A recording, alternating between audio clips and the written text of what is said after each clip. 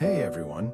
Tonight we're exploring the moments when ancient civilizations came dangerously close to erasing themselves from existence, not through war or famine, but through remarkably confident architectural decisions that physics absolutely did not approve of. So, settle in and let's begin. The problem with building up.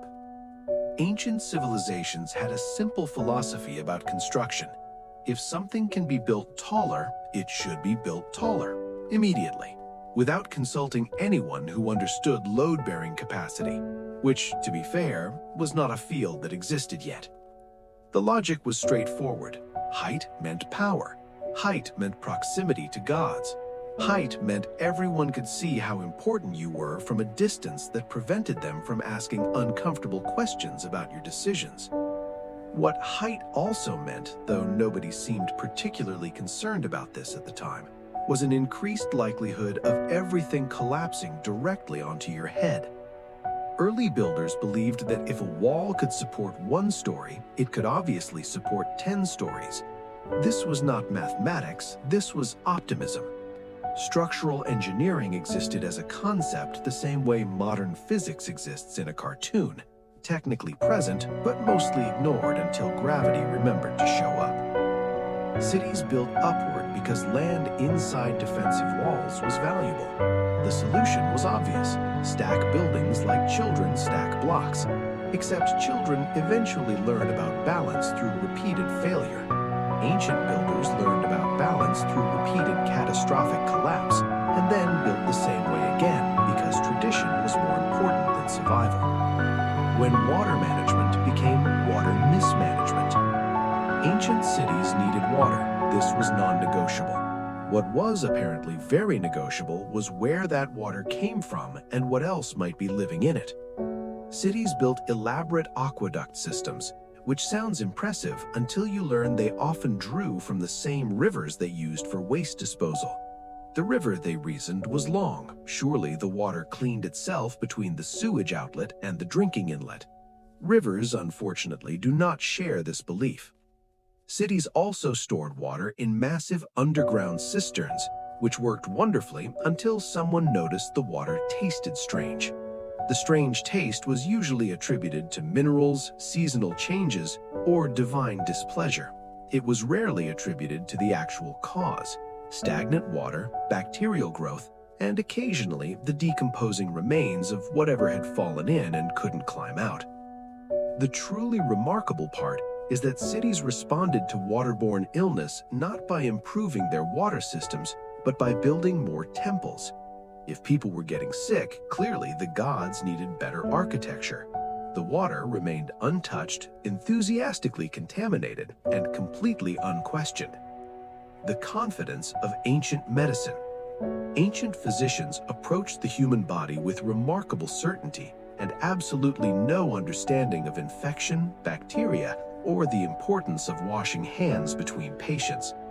Medical treatment often involved opening wounds to release bad spirits or balance internal forces, which sounds spiritual until you realize they were introducing dirt directly into open flesh. Tools were rarely cleaned. The concept of sterilization would have seemed excessive. If the knife looked clean, it was clean. Surgeons operated in the same clothes they wore to dinner. Blood was expected. Pus was normal. Death was unfortunate but statistically common enough to feel inevitable rather than preventable. The interesting part is that some patients survived. This was taken as proof that the treatment worked rather than proof that the human immune system is astonishingly resilient despite receiving no help whatsoever from medical intervention. Building on unstable ground. Ancient civilizations loved building cities in places that geology actively opposed. Earthquake zones, floodplains, volcanic slopes. If the land was scenic and strategic, its tendency toward violent upheaval was treated as a minor inconvenience. Builders did not have seismic sensors or geological surveys. They had tradition and confidence. If ancestors built there, it was safe. If ancestors died there in a catastrophic earthquake, that was clearly unrelated to location. Cities were constructed with heavy stone buildings, rigid structures that could not flex or absorb movement. When the earth shook, buildings didn't sway, they shattered. Roofs collapsed inward, walls fell outward. Entire neighborhoods vanished in seconds. The response was rarely, perhaps we should build elsewhere. It was, perhaps we should build the same way again, but with slightly thicker walls. This approach did not prevent future collapse. It just made the collapse heavier. The dangers of enclosed spaces. Ancient civilizations loved gathering in large enclosed spaces. Theaters, temples, assembly halls, bathhouses, anywhere large groups could congregate indoors seemed like an excellent idea. What they did not love, or apparently consider, was ventilation. Fresh air was for outdoors. Indoors was for smoke from oil lamps, incense from religious ceremonies, and the combined breath of hundreds of people who had not yet invented the concept of personal hygiene as we understand it. These spaces had limited exits. Fire safety was not a priority because fire safety was not a concept. If a fire started, people pushed toward the few available doors, creating bottlenecks that turned manageable emergencies into catastrophic disasters. The truly dangerous part was that these tragedies were treated as fate rather than design failure. When hundreds died in a collapsed theater or a burning bathhouse, it was blamed on divine will, not inadequate architecture. Food preservation without understanding decay. Ancient peoples needed to store food for winter, for sieges, for long journeys. They understood that food spoiled. What they did not understand was why or how to prevent it beyond a few techniques discovered through trial and error. Grain was stored in large containers, sometimes underground, sometimes above. Moisture led to mold. Mold led to toxins. Toxins led to mass poisoning. The cause was often attributed to curses, angry spirits, or moral failing within the community. Meat was preserved through salting, smoking, or drying. These methods worked when done correctly. When done incorrectly, too little salt, insufficient smoke, incomplete drying, the result was food that looked preserved but was actually cultivating bacteria that would later cultivate death. The problem was consistency. There were no standardized measurements, no temperature controls, no understanding of bacterial growth. Food preservation was recipe, part ritual, and part guessing. When it failed, people died quietly and mysteriously, and the community blamed anything except the food. The architectural ambition of bridges. Ancient engineers built bridges across rivers, valleys, and gorges with impressive ambition and questionable mathematics. Stone arches, wooden spans, rope suspensions, each design was tested through the innovative method of building it and seeing if it fell.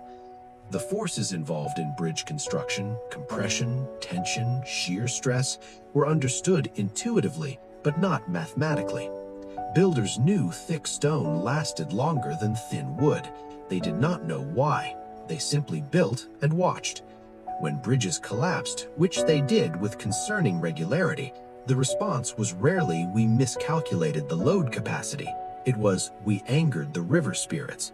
The next bridge was built with more ceremonies, not better engineering. What made this especially dangerous was confidence. Once a bridge stood for a year, it was considered permanent. The possibility that stone could fatigue, that wood could rot invisibly, that foundations could gradually wash away, these were not considered. Bridges lasted until they didn't. Crossing them was always an act of faith. Mining without understanding structural integrity. Ancient civilizations needed metal, stone, and minerals, so they dug. Deep, narrow tunnels extended into mountains and beneath cities. Miners worked by lamplight in spaces that could collapse at any moment.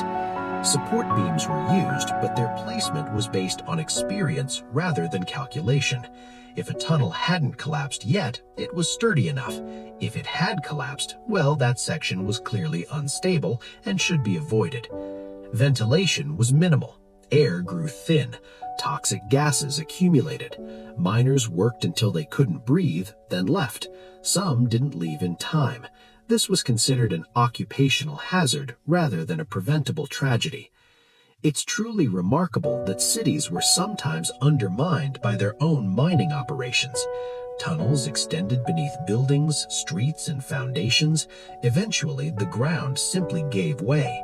Entire neighborhoods would sink, collapse, or tilt, and the cause, extensive mining directly underneath, was often overlooked in favor of more exciting explanations like divine punishment.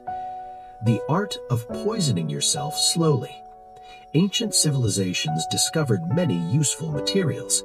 Lead was one of them. Lead was soft, malleable, and perfect for pipes, cookware, and cosmetics.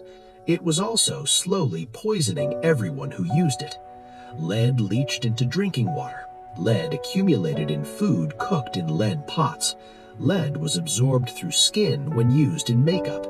The effects, neurological damage, organ failure, cognitive decline, developed slowly and were never connected to their source. Entire ruling classes suffered from lead poisoning without realizing it.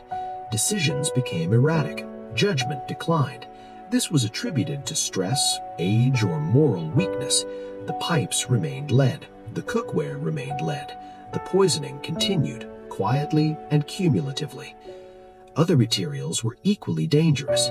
Mercury, arsenic, asbestos, all were used without understanding their effects. Ancient peoples lived surrounded by materials that were slowly killing them, and because death came gradually, the connection was never made. The collapse that wasn't quite final. The remarkable thing about ancient civilizations isn't how often they nearly destroyed themselves through confident ignorance, it's that they survived anyway. Humans are astonishingly resilient. Buildings collapsed, but people rebuilt. Water made them sick, but enough survived to continue. Medical treatment was dangerous, but immune systems compensated. Bridges fell, but new